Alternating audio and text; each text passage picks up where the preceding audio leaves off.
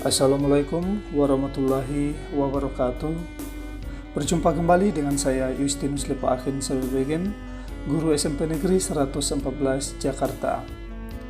Saya berharap semua guru yang ada di pelosok Nusantara selalu dalam keadaan sehat walafiat dan selalu dalam lindungan Tuhan Yang Maha Esa. Pada kesempatan ini, izinkan saya untuk mensosialisasikan isu perundungan di satuan pendidikan. Adapun tujuan kegiatan ini, yang pertama adalah meningkatkan iklim keamanan sekolah, yang kedua memahami peristiwa perundungan, yang ketiga mengetahui langkah pencegahan perundungan di satuan pendidikan, dan yang keempat mengetahui langkah penanganan perundungan di satuan pendidikan. Apa itu perundungan? Perundungan atau bullying adalah suatu tindakan yang tidak menyenangkan baik secara verbal, fisik, ataupun sosial di dunia nyata maupun di dunia maya yang membuat seseorang merasa tidak nyaman, sakit hati, dan tertekan baik dilakukan oleh perorangan ataupun kelompok.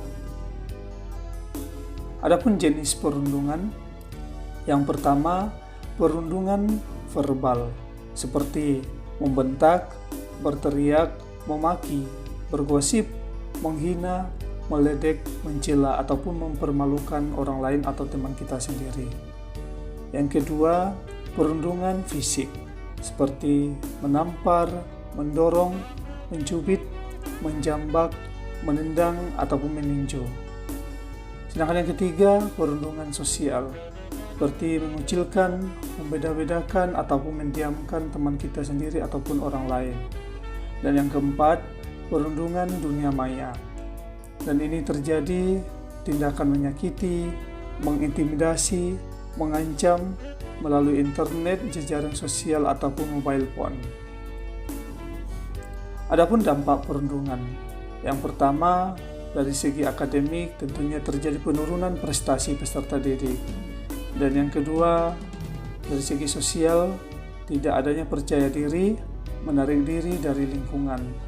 Dan yang ketiga, dari segi fisik dan psikologi, tentunya mereka terjadi sulit tidur, mual, muntah, takut, cemas, dan murung.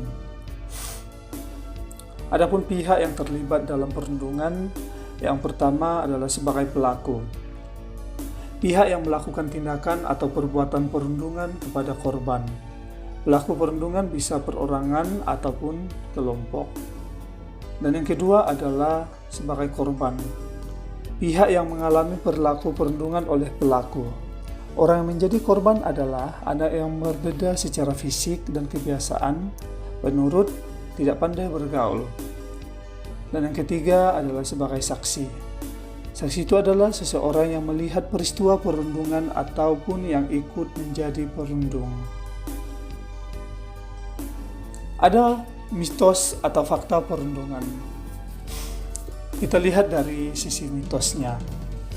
Bullying atau perundungan adalah hal yang wajar yang terjadi pada anak dan peserta didik. Yang kedua, perundungan adalah candaan atau gurauan. Dan yang ketiga, perundungan cukup didiamkan saja akan terselesaikan dengan sendirinya. Dulu sebelum kita mengetahui suatu kegiatan pada mitos ini adalah kita tidak menganggap itu adalah suatu masalah atau perundungan. Bahkan kita anggap itu adalah sebagai mitos. Dan kita bisa lihat faktanya adalah yang pertama adalah tindakan kekerasan dalam bentuk apapun tidak dapat ditoleransi menjadi hal yang normal. Karena perundungan dapat meruntuhkan kepercayaan diri seseorang. Yang kedua, candaan seharusnya tidak merendahkan dan menimbulkan kerugian yang dapat menyakiti orang lain. Yang ketiga adalah dia mengisyaratkan lingkungan mendukung perundungan yang menyebabkan korban tidak berdaya. Di manakah perundungan dapat terjadi? Yang pertama, bisa saja terjadi di rumah kita sendiri. Contoh, terjadi penjubitan kepada anak, atau memukul anak, membentak anak, memarahi, dan lain sebagainya. Perundungan ini juga bisa terjadi di lingkungan masyarakat, seperti kita dikucilkan, seperti kita digosipin, diejek atau bahkan dihina dan lain sebagainya.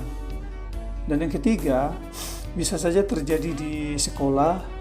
Misalnya kita diolok-olok sama teman, kita diberikan julukan yang tidak menyenangkan, kita diejek, dan kita dipukulin dan lain sebagainya. Dan bahkan bisa terjadi dalam dunia maya, seperti melalui Facebook, Twitter, WA, dan lain sebagainya. Bagaimana pencegahan perundungan? Tentunya dimulai dari orang tua. Kita sebagai orang tua bisa membangun komunikasi dengan sekolah dan memahami keadaan anak. Dan yang kedua, dari guru BK, tentunya bisa menanamkan nilai kebaikan moral serta membimbing pemahaman sebab akibat dari perundungan. Dan yang ketiga, yang paling penting adalah kita sebagai guru tentunya bisa memberikan pengetahuan mengenai perundungan kepada murid, mengajak peserta didik menjadi sekutu bagi korban. Demikian materi yang telah saya sampaikan, namun di sini ada refleksi dari 3 pertanyaan ini. Mohon kepada Bapak Ibu guru ataupun peserta didik yang melihat dan menonton video ini atau materi tentang perundungan, mohon menjawab refleksi ini di kolom komentar. Adapun pertanyaan refleksi yang pertama, apakah ada perundungan di sekolah saya? Yang kedua, bagaimana peran saya selama ini dalam kejadian perundungan? Dan yang ketiga, hal apa yang akan saya lakukan setelah mengikuti kegiatan sosialisasi ini? Demikian, terima kasih atas perhatiannya.